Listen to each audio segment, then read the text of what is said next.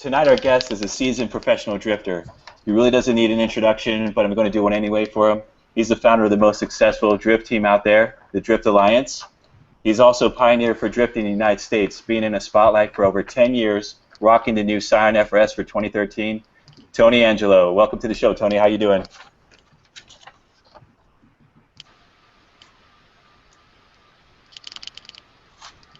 Tony, can you hear us? Yeah. How's that? Better? Yeah, there we go. All right. How you doing today, Tony? I'm doing just fine. Good, cool. First of all, man, we want to say congratulations on your win at the TC Drift last weekend. Not only did you podium the event, but you qualified second out of 100 drifters, which is really amazing. We've been following your FRS build on MotoIQ.com and just had some questions of what's it like adjusting to the new car, and how did you get it, set up so perfectly and smoothly for the event? Well, the FRS is a good basic car, but to get it ready for FD took a lot of work. So, we're a small team, and we put this program together. Wound up getting the car kind of late, and obviously the beginning of our season was a little rough. We barely got the car running for Long Beach. I drove the car for the very first time Thursday before Long Beach in Willow Springs, which is like a shakedown. So obviously we didn't do that well first couple rounds, and we're still having some issues. But we went right back at it, worked really hard, and got it. The car is bitching now. Like, it really works well. I'm really happy with it. So I don't think it was a huge thing to adjust to a different chassis. It's really just kind of figuring out how big it's going to be. The wheelbase is about 7 inches shorter than the TC, so I knew what it would be. It would be more nimble, but a little more, active. Things would happen a little faster. But getting it set up really was the most important part. So we've just worked our asses off on it. Nice. All right, Julia. Awesome. Yeah, man. I met you way back in the day, beginning of Formula Drift. I know that you used to run DG trial events, and you had some features and some of the when drifting first hit the scene. Going back to when drifting started, how did you get your start? How old were you? What car were you driving? And when did you start participating in your first events? I guess I got into drifting. I was about 19 or 20. One of my buddies, I had my first RX-7, and where I'm from in Pennsylvania is it's about an hour outside of Philadelphia, and it's this weird little world where everybody used to street race, and it was kind of a wild town. And I was buddies with Forsberg. He's a couple years younger than me. And I had an RX-7 first and would kind of street race around, and then when he got into cars, he got an RX-7, both second gens, and we would just race him around, and what kind of happened to us, or very organically, was, at the time, everything in the States was like Hondas and DSMs and stuff, especially in the magazine, so we wanted more inspiration on how to tune our cars, and we just turned to Japanese videos and Japanese magazines and stuff, and picked up drifting.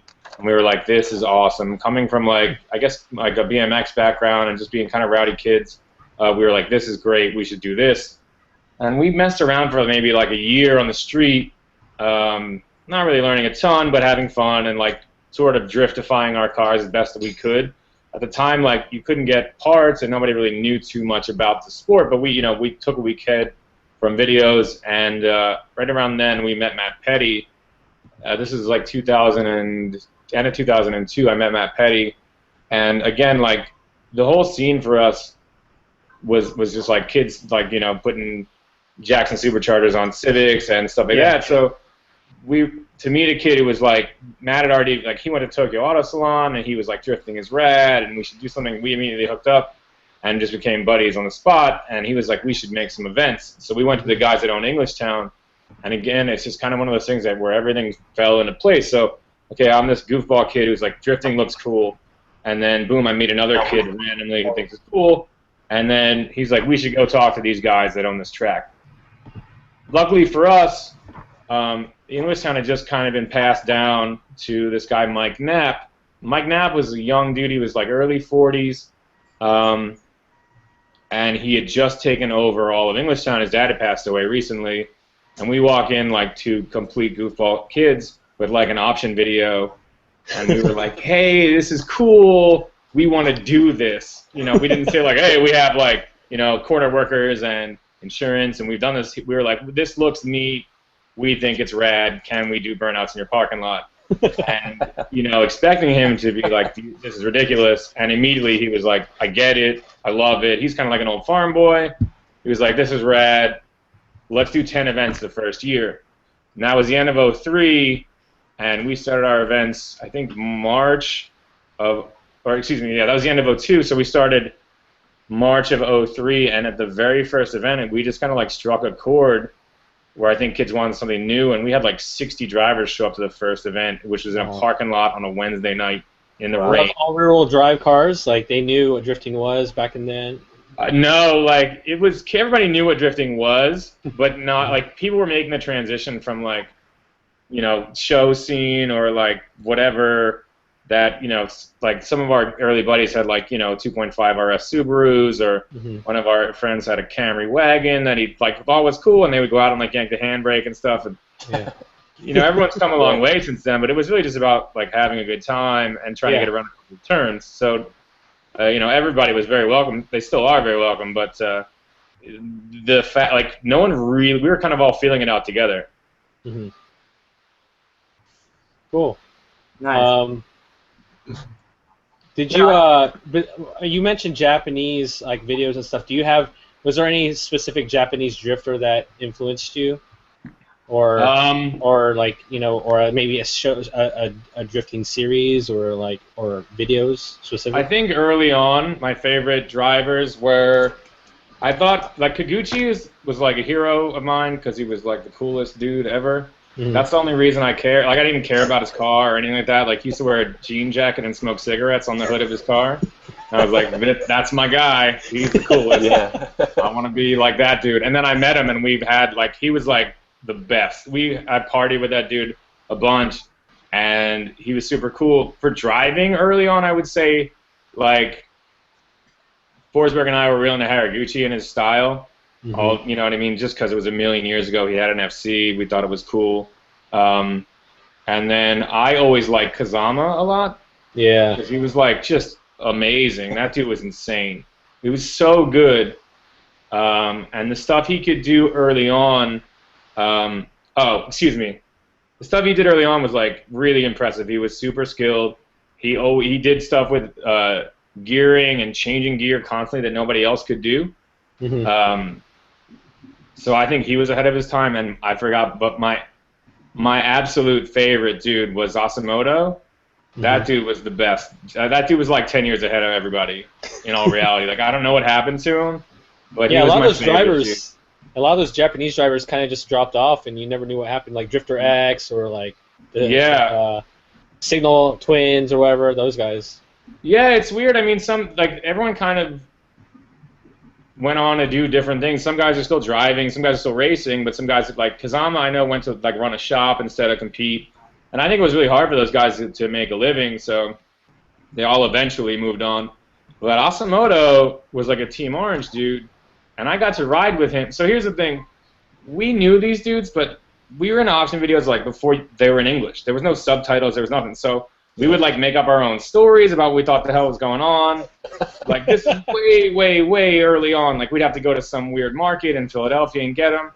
And we literally had no idea. So we're like, oh, that guy is that guy.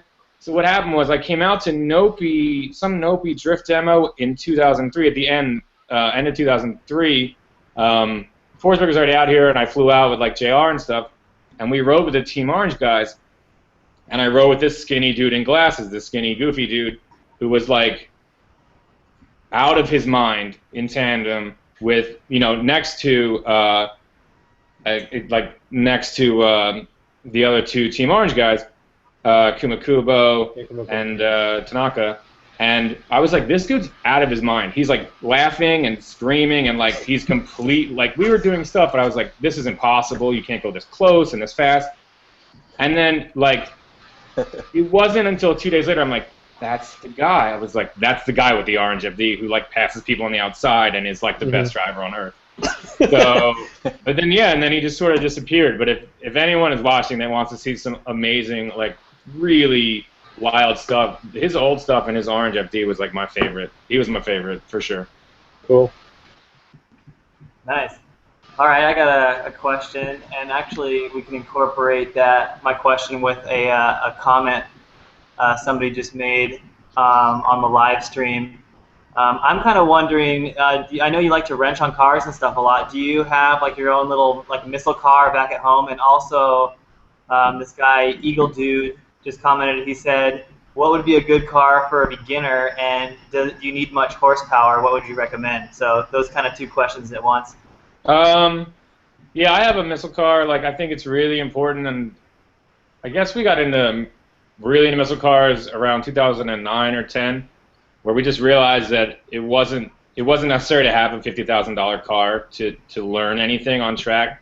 We were still progressing, still are progressing, but still progressing our tandem, all that stuff, and we realized, like, we could get cars that were, like, 250 horsepower nonsense cars and drive, and it's really about the driving. Like, when we were shooting, like, let's say the Bloodmasters stuff, I think Forsberg told me once, he said, "This is the hardest I've ever driven in my life."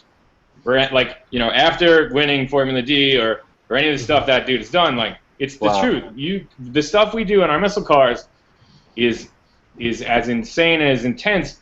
We might not necessarily be going as fast or whatever, but it's wild. And I have one. I have an Lexus SC300 with a bolt-on turbo and, like, really minimal stuff. It has, we modded up the knuckles and welded the diff, and I have some arms in the back from Pfeiffer just to flatten the tires out. And, it's got a cage and some seats, and it's a really fun car. It's solid. It makes like 300 horsepower. It's awesome. But I guess to answer that kid's question, it's really, there's a handful of platforms that are cheap and that work well. But I would say get anything you want. Get an S chassis, get a Corolla, get a Mustang, whatever. Anything there's a whole bunch of parts out there for, and build it to be reliable. Make sure it can burn a tire in third gear barely, and that's all you need. Like, make sure it works and learn how to drive it, and get as much time behind the wheel as you can, and don't worry about anything else. Don't worry that the guy next to you might have a different e-brake or fancy or whatever. Just get your car to work reliably and drive it, and spend money on just tires for like a year, and really, that's where the fun is, I think. Cool. Nice. Good advice. And you can build a car now for nothing. Like, it's crazy. So just get out there, try to find something that somebody maybe already built. And my whole point is, like, make a car that's reliable and don't get ahead of yourself. I know so many kids that were, like, stoked on drifting and having a good time and took their car off the road so they could, like, save $1 billion for an extra 200 horsepower, and it just takes all the fun out of it. Yeah, I just welded the diff up on my S14. It's a K8, and it's fun. Yeah, exactly. Bolted, turbo on there, and you're good to go. Yeah. So Tony, we've been doing some reading. We found out that you did some teaching, like some drift clinics over in Asia. Can you tell us about what countries you were doing the clinics in and some experiences with that? Yeah, I mean, I got to go over. I think it was 2010 when I was judging FD. I went over to judge an FD Asia event, and the kids were just really hungry for instruction. And I talked to a couple of team managers, and we worked on putting some clinics together and some one-on-one coaching. And I wound up going. I've been to, it's taken me all over. Most of the coaching I did was in Malaysia and Indonesia, but I've been to Singapore, Thailand, Japan, China. But the coaching stuff is really fun. It kind of made me think what could have been like. So I spent all of these years learning so much about the sport, and for me to be able to go and give that, to teach that to somebody, like a young kid. I taught this kid, Renati Arrington, they called him Rowdy Renati, and just to watch him progress so quickly, it was good, because, like, for me, like I said, I started in Pennsylvania and had no access to like really anyone that was more experienced than I was. So we kind of just had to figure it out along the way. Where if I was able to get someone who knew what was going on and had years and years into it, like how quickly you can progress is kind of amazing. So it was fun. Cool, man. So with that said, you started out with Formula Drift, back in the day. Oh, obviously you started, back in Pennsylvania. You started doing your your drift events there locally. You became a Formula Drift driver for a number of years. Then you took a role as technical manager, then a judge, and then now you're back to drifting again as a driver. Has that experience with you being a judge and also teaching, has that changed the way of that style of drift that you do? And has that does that change the perspective as a driver when you compete? I think maybe it just lets you. For me, being on the other side as a judge, I think it helped me understand what's really important. When you come to compete, all you should be worried about is getting yourself in a position to do well. I used to try to throw I wasn't focused, I guess, as much on just getting points and getting through. If you're trying too hard and you get comfortable and you wind up getting a couple of zeros in qualifying, that's the end of your weekend. So I think it gave me a more pragmatic approach to competition. Like if I'm out on a fun day with my car or like at a grassroots event, like I am all about horsing around and having a good time and screwing off.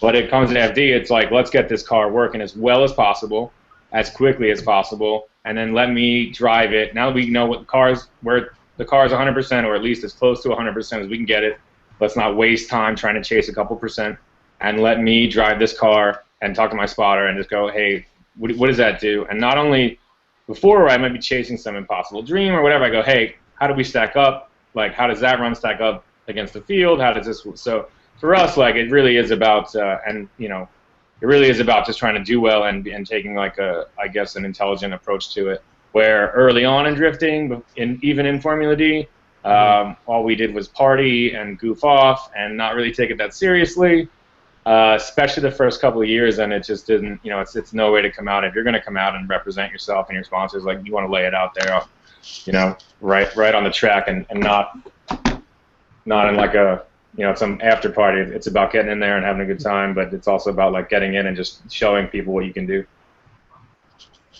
Are you superstitious at all, or do you have any rituals that you do before a big event? Early on, I used to have a pretty weird one because I have trouble focusing, and I kind of would get ahead of myself a lot of times. So Forsberg or one of my other friends used to hit me in the face real hard before qualifying, like really hard. I'm talking like 2005, 2006. It's ridiculous, I know, but it would like totally get me focused and like pull me into the moment. And I would go, okay, you're right. Like Chris would hit me, and I would go like, yeah, that's a good idea. Like thank you, and then go away, and now I can go drive. So I don't really do that anymore. Now I just kind of like focus on what's going on, go through the run in my head. I don't do anything too crazy. But that was a weird one, I think. Nice. Yeah, and it was weird because I don't remember when it stopped. I think it stopped, like, it went on for years, and the face it would get to the point where, like, he would kind of sneak him in there. Like, he'd be like, how do you feel, or this and that, and he would hit his face super hard, and I would be like, cool. Did you return the favor to him? No, his whole thing is, like, totally different. His, like, superstitious stuff is all, like, trying to do the same thing over and over, I think, or he wore the same underwear for a long time once. Not, like, consecutively, but I think it was, like, he had lucky underwear. Or he wore one of our red Driftline shirts forever. That was, like, if you do well in something, you just keep doing it. So pretty much every driver has some type of ritual that they do, maybe? I think so. I think most dudes do stuff. Like, I know the only thing I really do now is, like, I do try to, like, just get really pumped up before qualifying. I'll kind of bounce around in my car. I know Turk kind of bounces around in his car when he's, like, getting all hyped up. I've seen Jun Mang, like, scream like a weird, like, it's crazy. I saw him do a thing last event at Seattle where he, like, did like a 180, almost hit the dude, checking my tire pressure, and, like, slide to a stop and then scream really loud into his own hands. It was crazy. So I don't know. We might have to get him on here just to ask him about that. It was wild. It was like guttural. It was a primal thing. It was insane. Nice. All right. Well, I know we got this like long gap between Seattle and Texas, and I'm super excited to see what goes down on there. Do you have like any information about what the track's going to be like? I've heard it's going to be a parking lot. I've heard it's going to be a road course. Do you know what's going to be like? And are you preparing anything special, like in any special way, or just in general? How do you prepare for a race? Well, I don't really know what the track's going to be like. I'm assuming they're going to run, and I don't have any special information, but they've run the XCC events there years ago. So I would guess that they're going to use one of the 3 different configurations they've used. So we've looked those over, but beyond that,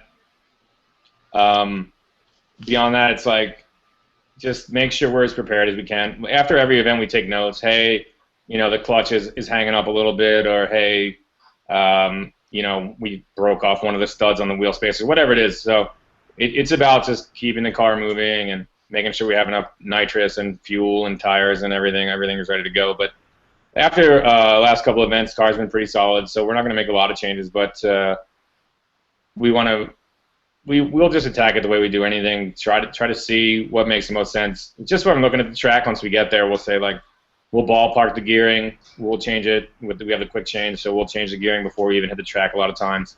And then we'll just do the maintenance in the car. And if anything is weird, and we wouldn't normally do this, but if there's like a weird bank or some kind of crazy, special aspect of the track, like we might change change alignment and stuff like that. But all in all, the car is working pretty well. So all I really want to do is just get out there and get as much practice as I can. Yeah. Do you think there's a chance it's going to be on the road course, or do you think it's going to be in a parking lot? I mean, I hope it's on the road course. I don't really know this track too well. It would be cool if it's on the road course. I know FD has a lot to consider as far as making sure that logistically we can jam in as many people as they need and all that sort of stuff. So I don't know if the road course is outfitted for that. But I want to be on a road course always. I just think it's more impressive. It's more fun to drive on. It's more impressive for the spectators. It's a better spectacle for TV. Nobody wants to drive in parking lots anymore. It's just not. I think we're beyond that. Everyone's swinging like 1,000 horsepower and going wicked fast. It's just not the same. I don't want to drive around cones, to be quite honest. I don't think anybody else does either. Do you have a favorite track right now or anything? What's your favorite track to like compete on? I guess I should say for Formula Drift or. In FD, I think Seattle is my favorite track, because it's really fast, and I always do well on faster tracks. I've always done pretty well at Seattle. The left side wall, I always feel really comfortable on, and I don't know, it's just got good rhythm to it. It's one of those things where when I wasn't driving, I was like, I wish I was, like, when we would go to Seattle, I would be bummed. I would be like, I wish I was out there. Where some tracks, I'm like, Jersey, I'm like, I can sit in this air-conditioned booth and just watch you guys do this nonsense. So it's a little different. But Seattle is the best, I think. And it's cool because the scene is awesome in Seattle. Like, there's so many people that are so into it, and we pack that place full. So it's that's my favorite. But any of the major tracks I really like Atlanta, I think is really cool. Irwindale's really cool. But if I had to pick one, it would be Seattle. Cool. So can you tell us? We kind of mentioned in the beginning about you coming out of last weekend from the Pikes Peak Raceway there. Can you chime in on how that event went for you? Yeah, it was really cool. Like we've gotten the car. I think it was Jersey. We had a couple like eureka moments throughout the year where the car wasn't doing what we wanted, and we made some huge leaps forward, just making modifications afterwards. And after Jersey, we were like, okay, now we have a car. We made a couple more revisions to the rear suspension, and we were like, yep, this car rips. We drove at Seattle. I felt really good about how we did at Seattle. Judging doesn't always go your way. It is what it is, but I felt really comfortable in Seattle. I thought that was our best driving so far. So going into this event, which was Pikes Peak, which is a cool track, we had a couple of reservations about altitude because we have a pretty highly tuned 4-cylinder.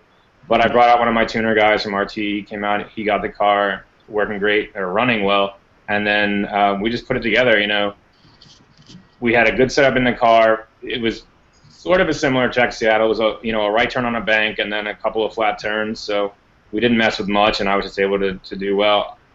The car was working awesome, and that wasn't an event where we had our full FD. We didn't have like 9 dudes working on the car. It was like me and one other guy, and we were working our asses off. So to come out with a 2nd place qualifying and a 3rd place finish, like, I'm super stoked. It was great, and awesome. It made me really look forward to Texas. Yeah, we definitely hope you take that momentum, bring it over to Texas. We're all going to be watching, and we're going to be excited for you. Before we close out, Lauren, do we have any more questions from any viewers? Or? No, not at the moment. So. Okay, Tony, you want to mention about the charity events that you're doing, and then how can we also reach you on social media? Yeah. So that's what we're doing. This weekend is we do 2 like major drift festivals at Club Loose at Englishtown Raceway Park every year. East Coast Bash is the main one, and then there's always a second, Freedom Moves, which is really fun, and it's probably my favorite event of the year. It's a ton of driving. It's 2 days. It's Saturday and Sunday, and we camp overnight and we party all night, and then we drive on Sunday if we can still stand. And it's a blast, and it's like missile cars, and it's chaos, and it's really fun. And what we're doing this year is one of our good buddies, longtime friend and Club Loose dude, Ryan Rogers, his wife recently came down with leukemia. So we're doing a thing. The Drift Alliance guys are doing a thing where you can come out and jump in one of our cars, Forsberg, Turk, myself, Matt Petty, John Wagner, and Carluch. It's $20. You get in our car and kind of just experience what it's like to be in one of those missile car trains, or get ripped around that track. So it's cool. It's for a good cause. So we'll be out there partying and having a good time. Yeah, and then let's see, social media. Everything I do is Tangelo Drift. So Instagram is Tangelo Drift, Facebook is Tangelo Drift, Twitter is Tangelo Drift. So you can find me on all of those. Awesome. Right on. Well, thank you so much for being here on Drift Chat, man. Tony, really appreciate it, and we'll see you out at round 6 in Texas. Awesome. Thank you. Looking forward to it. Thanks, man. Cool. Thanks, guys. Appreciate it. Good night.